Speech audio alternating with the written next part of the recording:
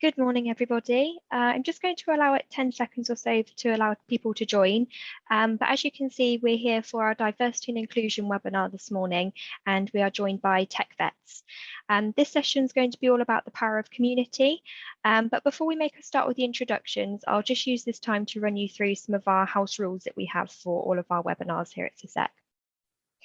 So just to let you know that you will be muted throughout the webinar, but please do type your questions through to us using the Q&A box. We'll have plenty of opportunity for interaction and questions after the talk. So please do type those through to us throughout the webinar, and we'll make sure that we pick those up with you. Hopefully everything is really straightforward for you today, but if you do have any issues at all, please do let us know by emailing us at support@cisec.org, and another member of our team will do their best to try and help you with anything that's going on there. So hopefully you've all managed to get in okay. Hopefully you've had a good week so far and a good start to your morning. Today we have a really special webinar in store as we're joined by James Murphy, who is the CEO of TechVets. So we will be doing further introductions shortly, but just as an overview, James will be discussing the power and the importance of community. We'll hear from James and some of the TechVet members who have successfully transitioned their military backgrounds into cybersecurity careers. And just to let you know, this webinar is being recorded, and we'll make this available on the CISEC website afterwards for members to watch on demand. So please be sure to check your email, as we will be sending around the link later on today, so that you can go ahead and access the recording. So today we have Jane Chappell, who is chairing the discussion. Jane is the co-founder of Arcanum Information Security and has an MBA in International Management and a master's degree in Information Assurance from Royal Holloway. Jane is also a fellow of the British Computer Society and an experienced cybersecurity subject matter expert.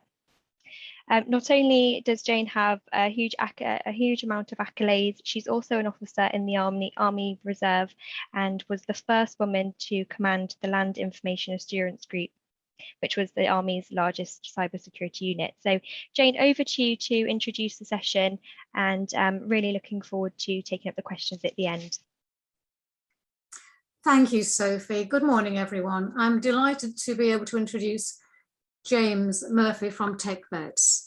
James is a veteran, a military veteran of 19 years, commencing his career in the Royal Anglian Regiment, where he served for 12 years before transferring to the Intelligence Corps. He's deployed worldwide on operations and has found time in his busy career to become a keen sportsman. He has served latterly in deployment with the Foreign Office in support of the UK defence engagement in East Asia, and during that time was able to complete a degree in Intelligence and International Relations, where he obtained a first-class honours degree. He became the requirements manager then for the strategic intelligence for commanders of the land forces, and continued his operational deployments. After 19 years in the service, James then joined the Government Digital Service as a cyber threat intelligence lead, using his military skills extensively to provide lead strategic intelligence direction to the organisation.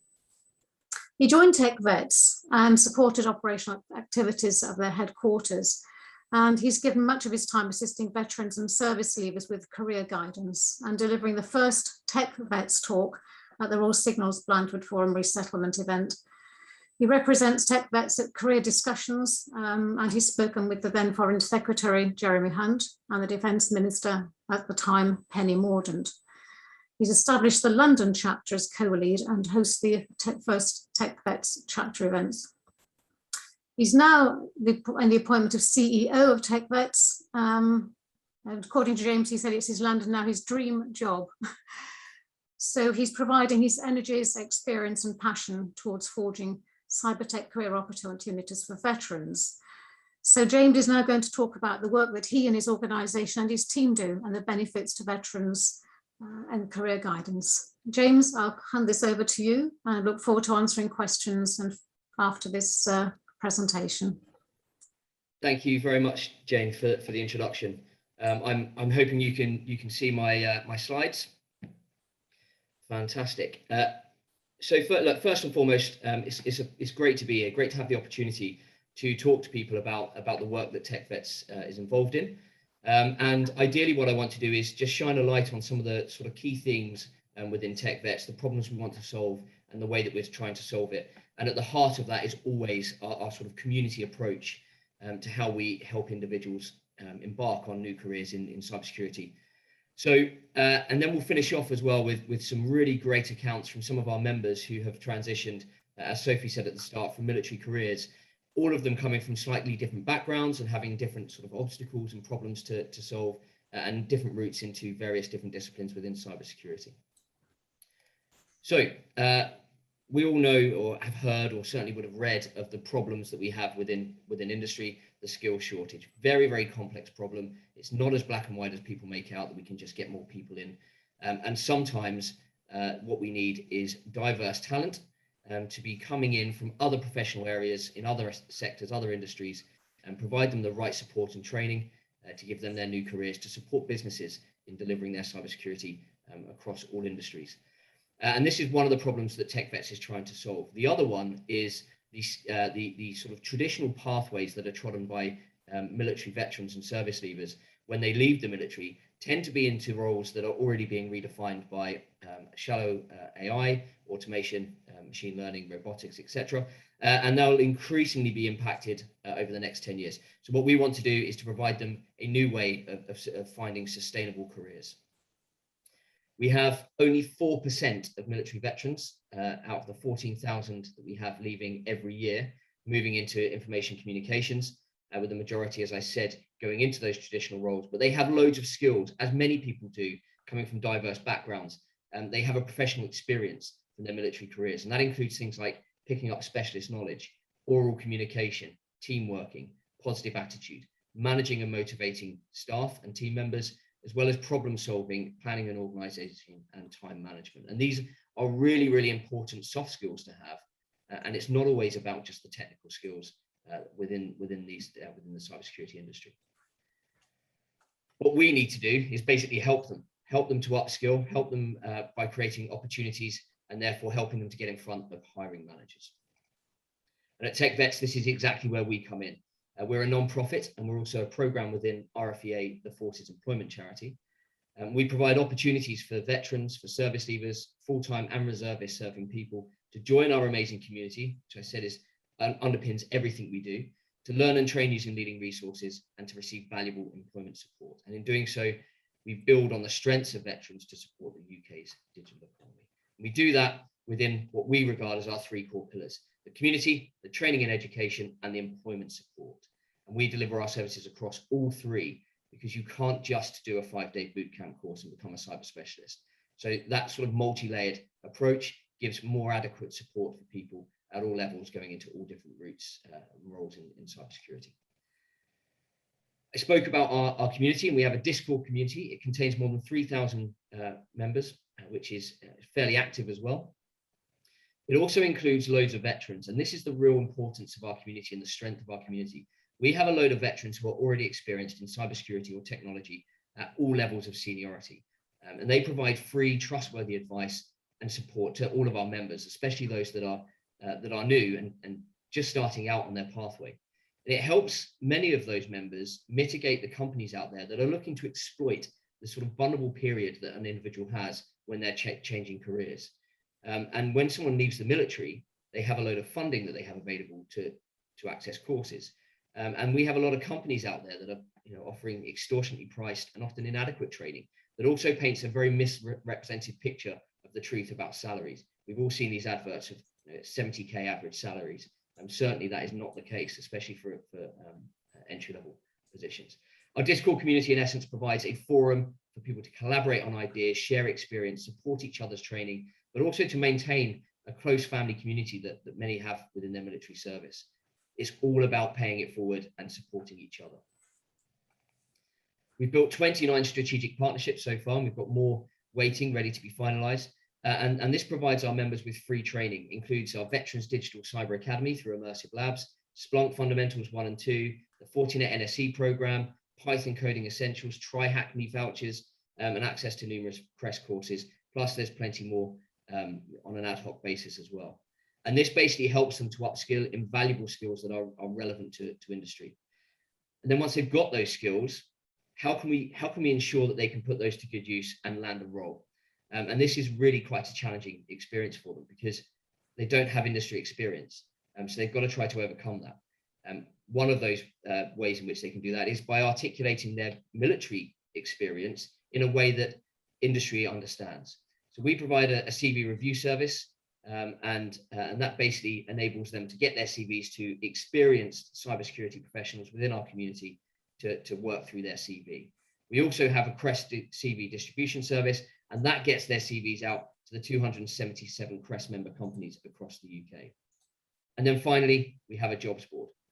And the jobs board is where employers can post their jobs through me, and we don't work with recruitment agencies, we work direct with HR teams, essentially with a ready-made network, and get those people in front of the right individuals so they can start landing those jobs.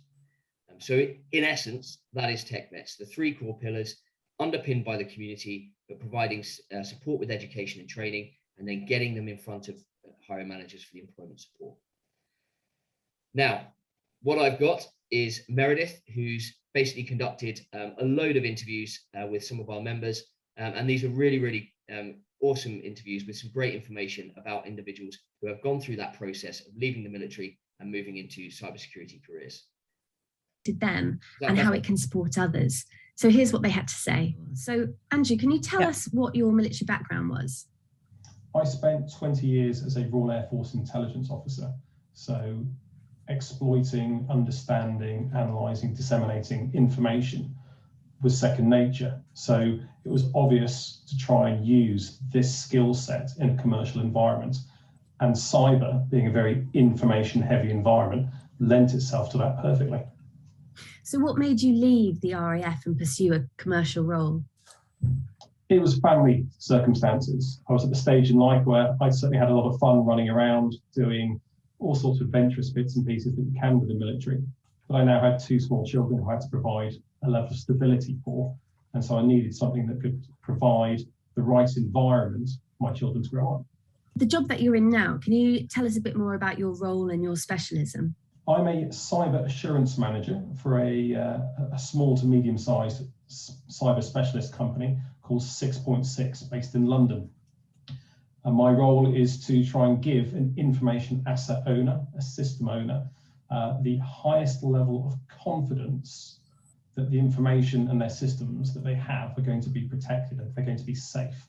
And there are many different ways in which we can try and improve or provide assurance for any particular system, whether that's technical, procedural, physical or managerial. And how do you feel your experience in the RAF translated into that role? I'm coming into a technical environment, but from an information background. So arguably my technical ability is perhaps not as strong as those who've been through university and already been working in this environment. But what I bring is an awful lot of life experience, a lot of those soft skills, what we in the military used to refer to as staff skills. So the ability to manage people, manage time, manage other resources, to communicate effectively, to analyse, to work our way through ambiguity. And what do you think were the main challenges when you transitioned from the military to the civilian sector? The hardest part was actually deciding what I wanted to do and how I was going to make best use of the skills and experience that I had. So there's an awful lot of soul searching because everybody's transitional journey is different. No one's is the same. I needed to work out what was going to best support my family and therefore which parts of the entire employment market, which is my oyster at the time, would allow me to achieve those aims. So I tried to discount certain parts of the employment spectrum. And then what was left, I then applied my skill set and my experience to, plus the fact is it's something I want to do. And that left me with a reasonably small number. This sort of future-proof, this sort of planning process that I went through, obviously not being prescient and looking at forwards to what was going to happen with COVID, but that planning that I did for a bad Brexit and how I was going to future-proof my career against something like that actually proved to be a bit of a blessing in disguise, because obviously what happened with the recruitment market almost every industry took a heck of a downturn, apart from cybersecurity. So when you were planning your kind of extraction, and you had focused in on the sectors that you could see a future with, what courses then did you go after, or did you think, okay, this one would be good for me to do? I've had an interest in computers from early days going through school. It's just that the military, through my line, through the intelligence specialisation, didn't really offer at that point in time a cyber discipline, as it were. Obviously, things have changed now since I've left, and there's lots of cyber opportunities still within the military for people to pursue. So I had to start looking at the Career Transition Partnership, as well as a variety of other external military organisations. There are a number of organisations all out there, either run by or run for ex-military personnel, all have their own excellent support networks where you can take advice from people who've already been through that transition process. And that was really how I found my way into the TechVets arena. And for me, one of the primary strengths of TechVets is its wonderfully diverse forums. If there is a flavour of cyber that you're interested in, doesn't matter how unusual or how niche, you will find somebody else in the TechVets forum who shares the same passion, the same interest. There's a lot of commonality, a lot of overlap. So things like the forums such as the transitions forum, the qualifications and trainings forums are really, really useful. It brings together people who've obviously been in your shoes and who are now in the commercial space, who are willing to feed back into it and offer up their experience, their advice. Because one of the most unsettling things about transition is, as I alluded to earlier, you're the only one going through your particular type of resettlement. Everyone else's is different. So because of that, you're kind of doing everything for the first time. So trying to find validation, trying to find positive feedback that what you're doing, the effort you're putting in is right, is really difficult. But having something like the TechVets forum, where you can jump in and say, hi guys, Andy here, thinking of doing this, I've done X, Y, and Z, what do you think? And what's great about it is you'll get, at times, some brutally blunt feedback. No, that's dirty rubbish, don't do that, chin that off completely, look at this instead. Right, got it. And that's because they're kindred spirits, if you like. That's actually quite reassuring. It's, okay, even though I've never met you before, you're here for the same sort of reason. And I'm going to take the advice that you're offering and see where it takes me. If you've made any mistakes, or if you could go back to when you were doing your resettlement, what would you do differently, or what advice would you give to others? Our primary failing as military people is we don't know how to value ourselves. And here I'm talking about how we should price ourselves. In the military, everybody knows what everyone else earns. You look at the rank on someone's shoulder, you can look at the published pay grades, you know exactly what everyone's on. In this commercial world, it's not like that. You can have two people doing the identical same job with many tens of thousands of pounds difference between the two individuals. And one of the early mistakes I made was critically undervaluing myself when it came to that all-important question of, so what are your salary expectations? And the very first interview that I'd gone into, I hadn't given this any thought at all. So I picked a number out of the air that I thought was about reasonable. And at the drop of a hat, the interviewer said, yes, we can work with that. And I walked out of there feeling 10 foot tall, brilliant. I just literally added £10,000 to my, at the time, salary. But then after a period of time, having chatted to a few people, having a bit more research, started to become a little bit more savvy about actually what should I be asking for. I realised that I've been selling myself short by multiples of £10,000. So understanding what we are worth, what we bring, and how to quantify that with the numbers after the pound sign. That's the thing which I think we're really quite bad at. We don't harp on about our successes and our achievements and how great we are. And I think that hinders us when it comes to salary negotiations. We're great at working as teams, we're great at communicating, great at problem solving. We bring all these wonderful skills, skills in packages that are very well honed that you probably don't find in Civvy Street as readily. Put us in front of somebody who's asking us how much we're worth, and we struggle. So my overarching message to everyone going through transition, through the resettlement process, would be to really think long and hard about what you are actually valued at. And one of the first places, the best places you can start as an ex-service member is something called the capitation rates. The capitation rates are published by the MOD, by each of the 3 services, and it breaks down your salary as well as the pension contributions and a few other bits and pieces that you get. And it gives you an overall number for what you are valued at, what it costs the MOD to employ you. And that, for everybody who is leaving the military, should be your starting point. For a number of you who've perhaps not looked at your capitation rates before, some of the numbers might surprise you. I'm really worth that much to the MOD? Yes, you are. You absolutely are. And if you are settling for an overall package less than that number, then you're starting to sell yourself short. And that was the early mistake that I made.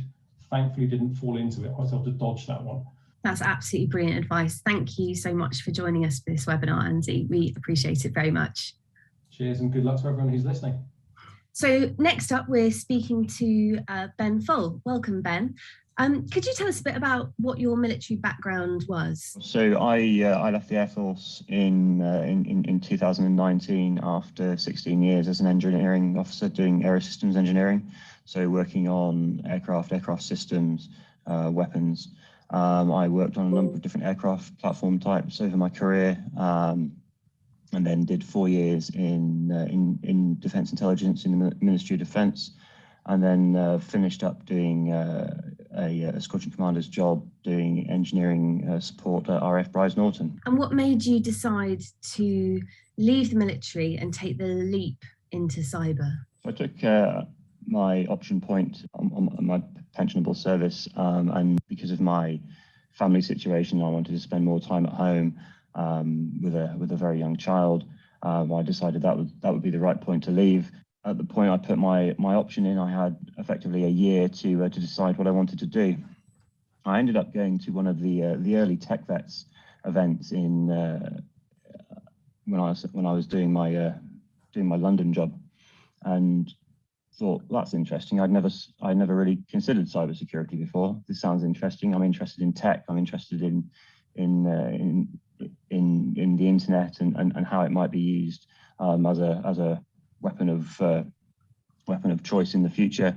So I started doing some research and some background on that, and thought this might be quite interesting. I'll give that a go. What that meant at the time, I had no idea. I didn't really appreciate what the cybersecurity industry entailed up to that point. It was all just pen testing for me. In my mind at that point, obviously it's way more than that. And chatting to people at that TechVets event, people were talking about cyber threat intelligence. I thought, well, I can do intelligence. I do intelligence stuff at the moment. Let's give that a go. Let's go down that route and see what transferable skills I can take there, and see how that pans out. And so, where has it led it to you now? What are you doing now? I'm a threat intelligence analyst with CGI, who are a large IT and business services consultancy firm. Fantastic job. I spend my day looking at threats on the internet for our clients. And alerting them and looking at how we can better defend client infrastructure using a threat-based approach. And how did you find the transition going from the military into a big global commercial firm? The transition was hard because I started with CGI 2 days before lockdown started. So I went from being on the biggest RAF station in the country, with 200 people working on my team, with 5,000 people across the station, to sitting in my home office staring at a screen for a lot of hours a day, and it was hard. It was lonely at times. It was not meeting anyone from the company that I worked with, not meeting anyone that were on my team, and trying to adapt completely and utterly to a totally different mindset, but also different ways of working. I'd never worked remotely. I'd never really worked at home before. And going from being used to doing in-person discussions and chats and getting stuff done to doing everything over Teams or Zoom was a real challenge. It worked fine. But as we all have done or have had to deal with over that period, but it was not what I was expecting. What qualities do you think got you through that difficult time in terms of qualities or experience that shaped you in the military? Sheer bloody mindedness for a start. But my wife was very supportive. She was at home with on maternity leave, and so I always had a friendly face and a familiar face to talk to. And looking back at who you were when you were, when you signed off, when you decided you were going to leave, if you could give that person any advice, what advice would it be? Keep doing what you're doing. Just because I'm not wearing a blue uniform anymore, I spent the last 18 months in trousers or shorts and a hoodie.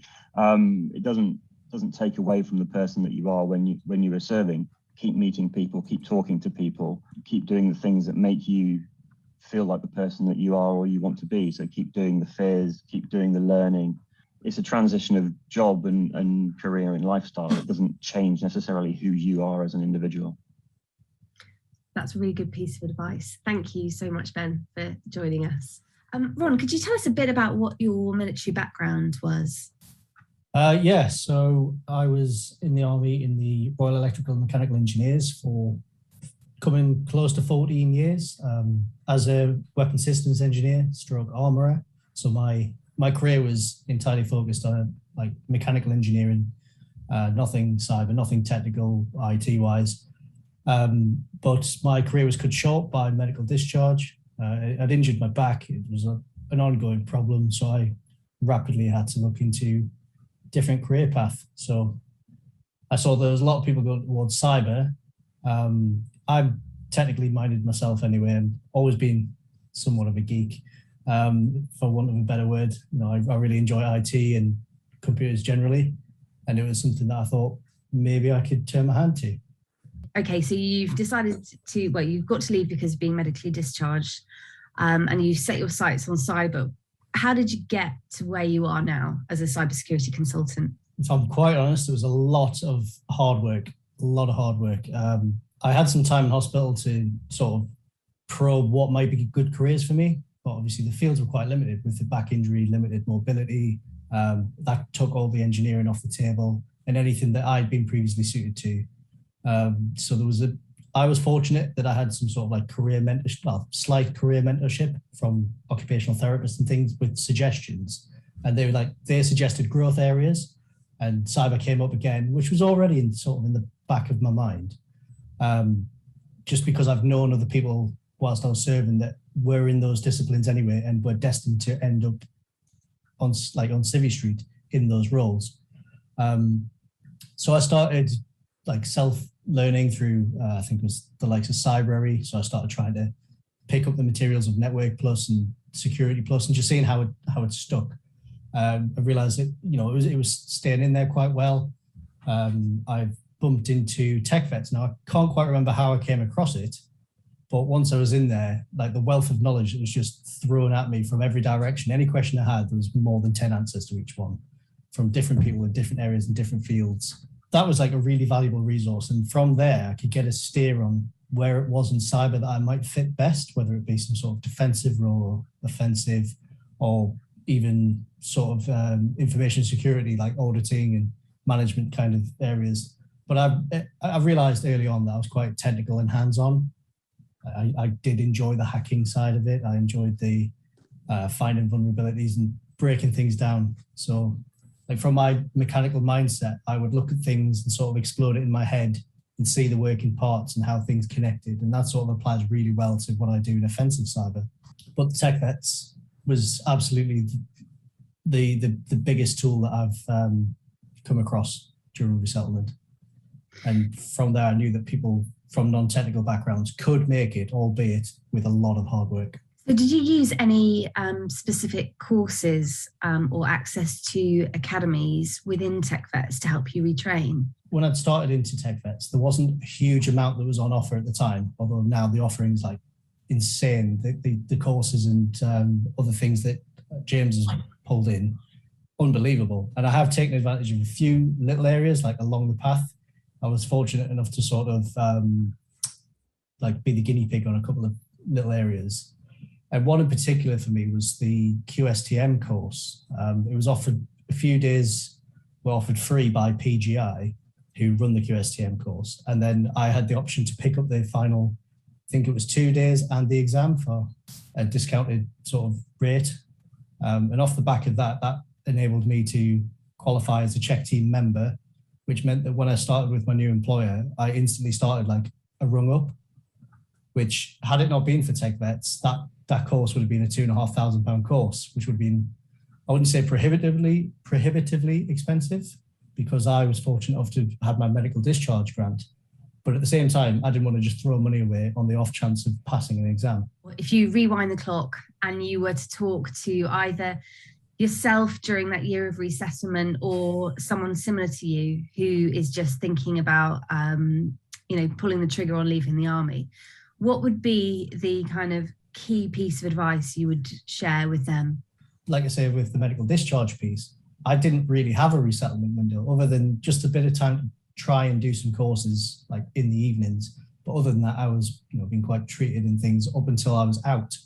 But again, I was lucky, like I say, I had a little cushion of money thrown my way at the expense of the spine. But if I'd had the full year's resettlement, I would say definitely plan, like focus on the area you want to live, find out what jobs are available. If you want to go and be, some like a SOC analyst, is there anywhere near where you want to live that has a SOC? Or if you want to work in pen testing, is there a company anywhere near you that can take you on? Or do you already have opportunities that are going to allow you to work from home? At the junior end, working from home is a luxury that you'd be lucky to find. Although it is a bit more common now, thanks to COVID. If there's one upside, it is that. If I could go back, I'd take easily a 2-year step back and start it all. Okay. Line up the courses you need. Thank you so much, Ron, for joining us tonight. I think your advice will be really valuable for a lot of people who are watching and listening. Well, thanks. Hopefully it wasn't all too much waffle. No, not at all. Hi, I'm Meredith and I work. Right, brilliant. So that was quite insightful, and we were really lucky to be joined by 3 people who had different backgrounds. One coming from a sort of information background, one coming from an aerospace, aeronautical sort of engineering background, and one coming from a mechanics background. But there were some really key trends there, which, there was a lot of military talk. Clearly it was focused on people leaving the military, but there were some key trends there that are appropriate to anyone coming from a diverse background. If you have had a career in anything other than cyber, then you will bring something to the party that people that are born and bred in cybersecurity don't have. A different life experience, a different professional experience. But certainly the key things that I picked up there, and I made a couple of notes as we were going through, but there are all sorts of different reasons why people want to change careers. It may be that excitement around cybersecurity. It may be because of your family circumstances. Either way, there is no right or wrong reason for you wanting to embark on a cybersecurity career. Whatever is your reason is exactly what it should be. But additionally, there's different routes. One's gone into cyber threat intelligence there. One's gone into it as information assurance, and one's gone into the offensive side of stuff as a consultant in pen testing. So again, don't just focus on pen testing. Don't just focus on that. There's such a wide variety of roles and routes into cybersecurity, from the very non-technical to the very technical. And again, that was something that I took from those 3 interviews. And I suppose one of the key points as well is that it's never easy. If anything is worth doing, it's not going to be easy. And if you want to get into cybersecurity, as Ronnie said on that final interview, it was very much a lot of hard work.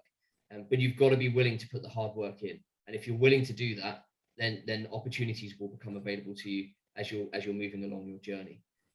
But that's it, Jane. I suppose we can now move into discussion and Q&A and whatnot. Thanks very much, James, and some really helpful advice there. Useful, I wouldn't say just insights, but real life experiences. Obviously, one of the things we found, and I'll just pick up on a couple of the points that those interviewees made, that when I founded my company, Arcanum, 13.5 years ago, we didn't realize we were quite going to have as many former service personnel on our books as we have at the moment, with 65% of them are either veterans or reservists. So I think one of the things that we find, and that it comes back to some of the points that were being made in those interviews, is the expectations of what's required to change or transition careers, even if you've been carrying out some work in the cyber field within the service. And we spend quite a lot of time mentoring, taking calls from people giving careers advice, because it's what we do. It's the right thing to do for people who are leaving, just get speculative calls or maybe contacted through somebody who's working for us, who knows a friend or a colleague who's leaving. And Ron latterly was talking about training, and it's really, really key, we find, to, before committing any of your resettlement grant, any funding whatsoever to training, do your research. And you've probably got experience of that too, isn't it? Because we find time and time again that people are saying, I'm taking this course, and this course, and we say, well, why? Why is that? And are you finding, what's the sort of guy? There's a lot you've got to offer as well, but it's really focusing on the right part of the right discipline within the career, the whole breadth of disciplines in the career sector that someone wishes to follow. Yeah, I mean, absolutely. I mean, generally speaking, we get that sort of standard question from new members. I want to get into cybersecurity. Where do I start? And I always reply, look, you've got to go away and do some research and come back with a slightly more focused request. And there's a really, really useful tool, a resource that people can use. It's one of the best things that's come onto the internet in the recent sort of years, and that's the UK Cybersecurity Council's website. And if you go onto the UK Cybersecurity Council's website and go into the careers part, you can access their careers route map. And they basically explain the 16 cybersecurity disciplines. And it's a great tool for someone to go into and dive into the various bits. They've got all sorts of information about the skills, the responsibilities, the sort of different levels of roles within that discipline, as well as some of the things like what is a relevant diverse experience, i.e., I think they link things like archaeology to digital forensics and whatnot. Sometimes it's a bit loose, but it gets you thinking about the potential skills and experience that you may have that you can bring to bear on cybersecurity in various disciplines. But it is a really challenging question, and I think again, we have so much on offer that we have people coming in and sometimes ticking everything. They want everything. They just want to collect all the stuff to make up for the fact that they don't have relevant industry experience. And what they end up doing is having a really shallow knowledge in loads of things, rather than actually specializing in something which is going to really get the interest of a hiring manager. So we try to do a lot of work up front to get people to pick a route, but we want to use a lot of open source stuff, because that gives people the opportunity to have a feel for something. And if it's not right for them, then it's cost them nothing other than time. And there are so many incredible resources out there. If you want to embark on a cybersecurity career and you're going from zero skills, you can go to Professor Messers on YouTube. Fantastic resource, industry recommended. It ticks all of the modules for CompTIA's foundational certifications. And they're really good foundational modules as well. There's all sorts out there. As you say, there's a great deal of free training out there. Amazon and also Google have a great deal on their websites too, for, if you don't mind, a few of the sales follow-up questions afterwards or so, which you have to sort of put to one side. But there's some really good online training to start you off, as is with the Open University, for some really basic level, if anybody. Oh yeah, their introduction. Yeah, their Absolutely. introduction to cybersecurity is something we recommend. Really, really good.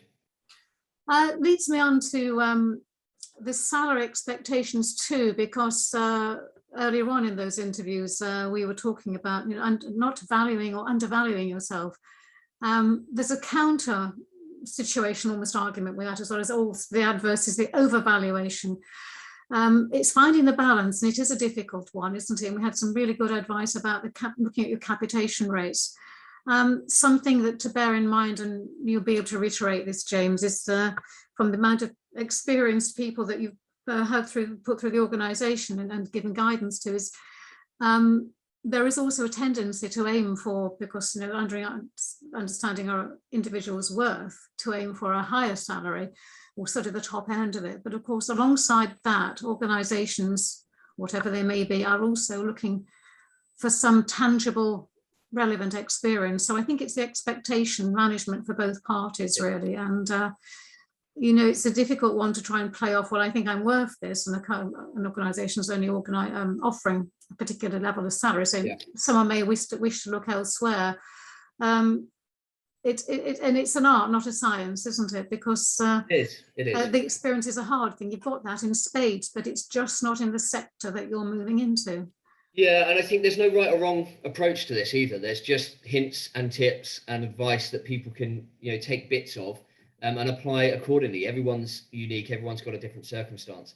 But I think, first and foremost, the one thing that I did, which helped me tremendously, was I had a bracket of 3 salaries, 3 figures. One was, if I earned a penny less, I wouldn't be able to pay the bills. So that my lowest possible salary that I could get, where I could still, pay for stuff. Then it was the top one was, what is the highest possible salary that I could possibly gain, which is still within the realms of the possible and based on industry information. And then the middle one was my current salary that I was on, plus my change in circumstances, i.e. an addition of healthcare and dental care, which I was already, that was included in my, for free within my military service. Of course. And the commute, because I left the military where I was walking 5 minutes to work every day and went into a role where I was paying £735 a month for a train ticket. And it's incredible how much that can impact you if you haven't planned ahead. And what that enabled me to do, as many now that take on this advice, is that when you're in front of an employer and they say, what are you worth? Actually, whatever figure you come up with, if it's a job that you're really passionate about and you're happy to take a slight drop in your salary, you can do so confident that you know that you're still going to be able to pay the bills and that sustainable career is going to help you to continue to grow that salary. But, again, as you say, Jane, that there is this tendency sometimes to look at these horrible adverts out there, and I've seen so many of them. The sort of 70k average salary, we can get you to be a cyber specialist, and here's a three course, 5 day times 3 foundation course, which it's not going to make you a cyber specialist because you've got to learn the skills. You can't drive a tank just because you can drive a car, and therefore this gives a sort of misrepresented picture of what is actually an average salary. But if someone's coming into industry from fresh and they're taking, let's say, a junior penetration tester role, actually the average salary is around 28 to 35,000 pounds. It's not the 50, 60, 70 that you're seeing on these adverts.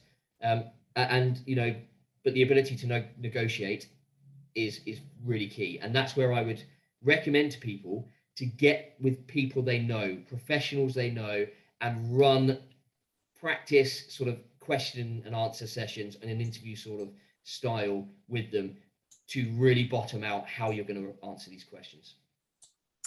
How much with the organisation advice that you give, do you sort of team people up with those who already have got some experience having settled into the new civilian career? Do you sort of do that as part of your buddying sort of advisory? How does that work, James? That's a really awesome question and very relevant. I've just had a chat because I'm the only employed person at TechVets, and I have Meredith, who's the consultant, and Christy, who handles PR. But other than that, I rely on volunteers, and all of these volunteers are veterans who are already working in cyber or tech. And we've had a number of discussions over yesterday about a new service that we're looking to plan for, where we'll have a group of professionals that when a new member comes in, they'll be able to get an hour of time to just get that initial conversation, that almost like a consultancy type service, where learn a little bit about the background of the individual and what they think they want to do. Here's some signposts to where you can start, and here's some ideas of sort of career pathways and the likes. We haven't done that initially, but that's something that happens informally. You know, everyone in our community wants to support the person next to them. So when someone posts a question, if it's not something that can just be answered in a simple response, then people will be teeing each other up with calls. You know, we have chat functions in there, we have private messaging functions in there, and we had one the other day where you know, a young man was looking for a new role. He was interviewing for an information security consulting role.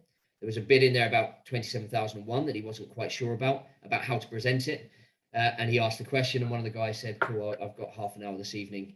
Let's jump on a call." And that guy ended up landing the role. You know, that was the bit that was missing, which was great. So that really worked out very well, but it takes time, effort, and you know, it can be a little bit not exactly demoralizing, but it can be a difficult time with the whole transitioning, can't it? Having the tenacity to stay with it, and seeking the advice and talking to other people is absolutely invaluable. Slightly an aside for this, but totally related, James, I noticed that well, I can't help but notice, being a fellow Defence Recognition Scheme award holder ourselves, that you are too.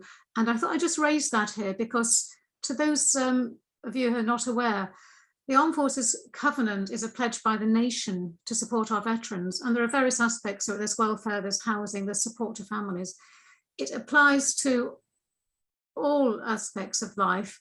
And organisations that sign up to it are saying that they will provide extra support, if you like, to veterans, reservists, also adult cadet volunteers, because they're working within that community too, and their partners and their families, so they're treated with fairness and respect.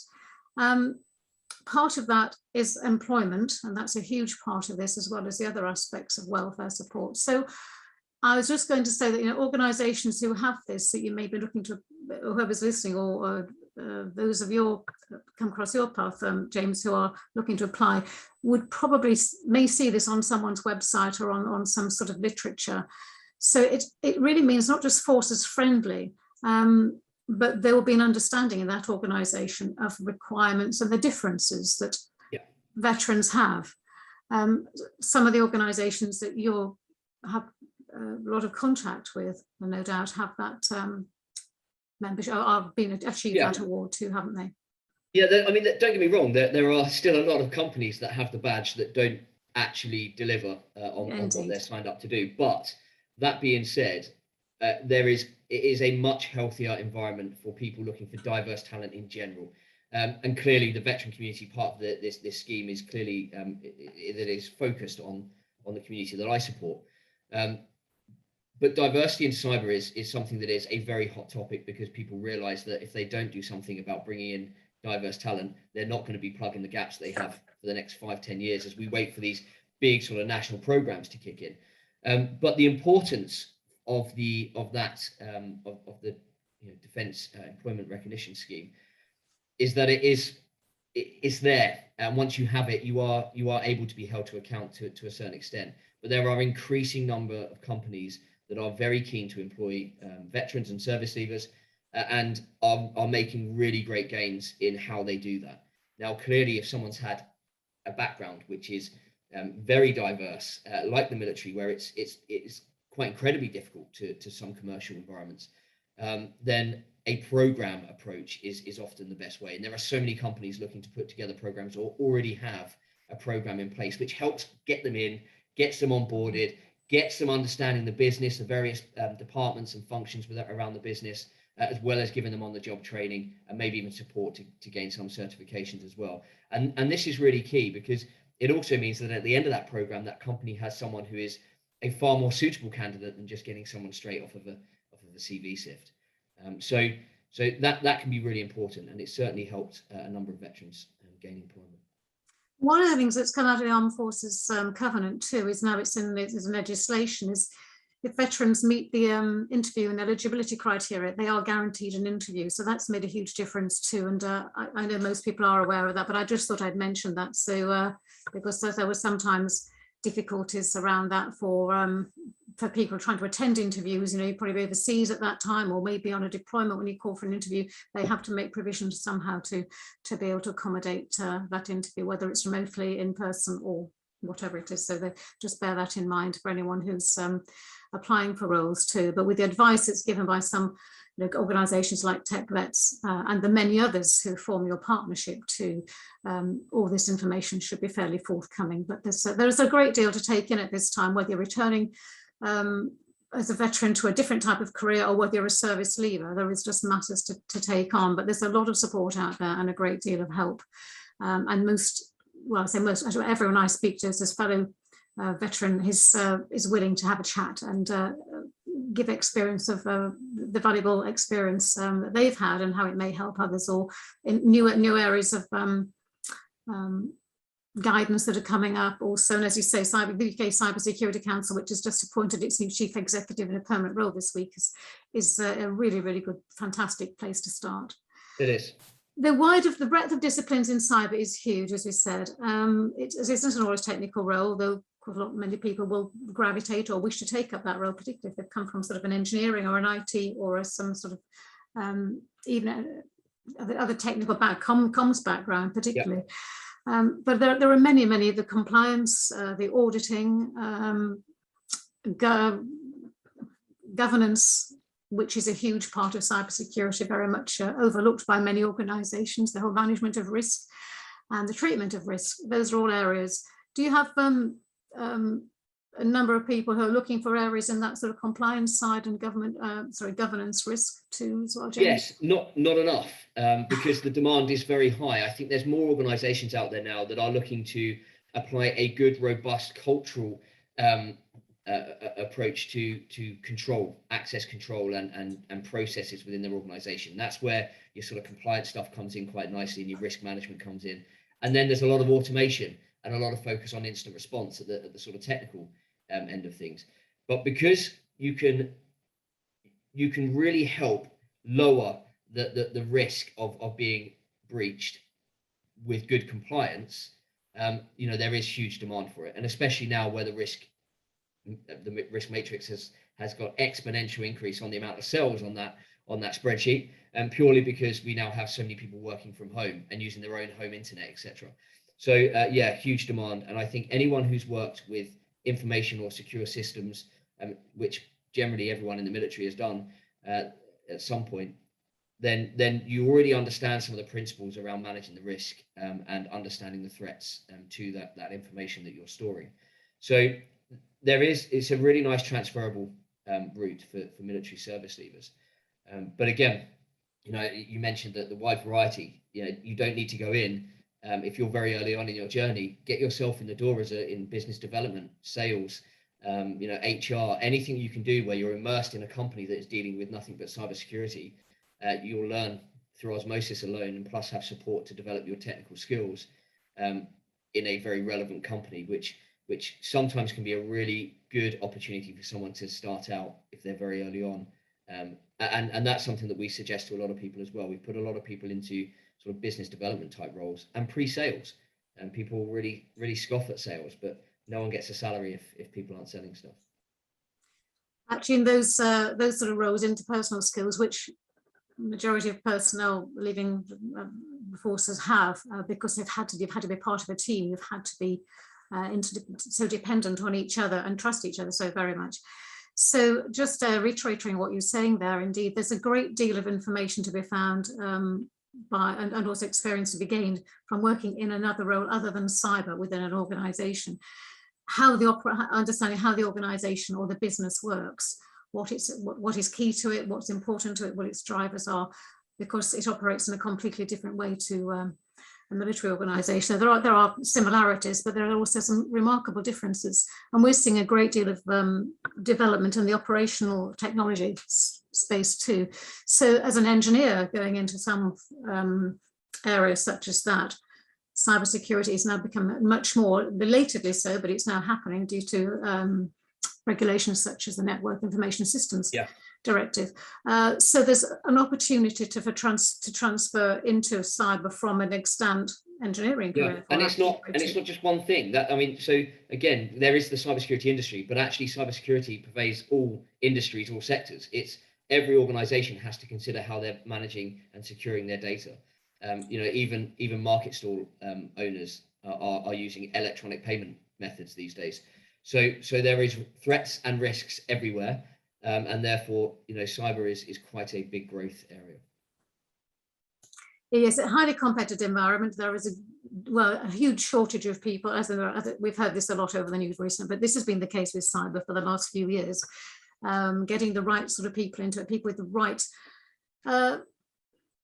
not certifications, qualifications, but also the right the interest, the mindset, the enthusiasm to do it. That's the key thing, because if you're interested and enthusiastic, you will learn, you'll pick up what is required of you, and you'll flourish and develop in that particular sector of the career path that you've chosen. I don't know if we've got any further questions coming up at all, but I think we've just got a couple of minutes before we round off. Is there anything you wish to add, James, that we've not covered at all in this? We've tried to sum up a number of areas from what we've heard, what you as an organisation offer, and also the amount of help that's out there. And I think from what you said too, there'll be further organisations contacting you regarding offering that sort of help for mentoring, so to spread the load a little bit, so you can put people in touch with those who will give them some valuable experience, advice about you know, what to do when they're leaving the service, and sort of certifications or the path to take, just or any questions they have. You know, it's really, really useful to talk to someone who's been through it all.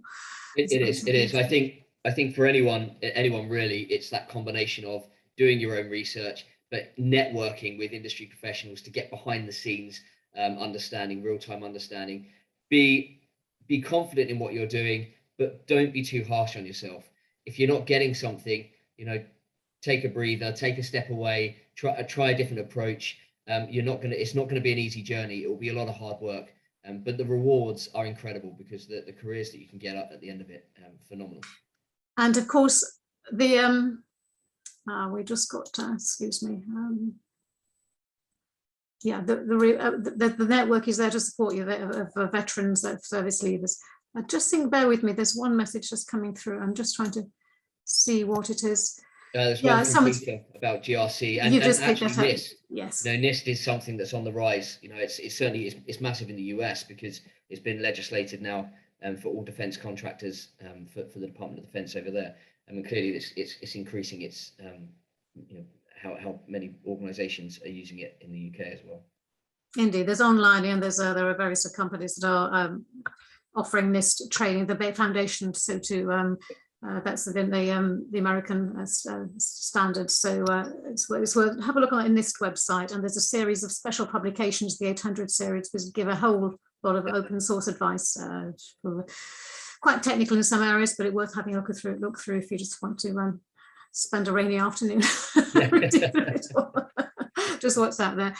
James, thank you very much for your time today, also for arranging for Meredith and the other members of your I won't say team, but have come to your organisation to been through the process with you, to give their time as well to have those interviews. It's been invaluable, and thank you very much for those who've joined us today. I hope you found was useful. I'm sure James is open to contact. His details are on the TechVets website, so do get in touch if you wish to take up any of their services. And likewise, Arcana, if you wish to contact me, you can obtain my details from the website, and we're happy to give advice and guidance too. Amazing. Thanks ever so much, Jane. Thank you very much. We'll just close off now because we're just coming up to the hour. Thank you very much indeed, everyone.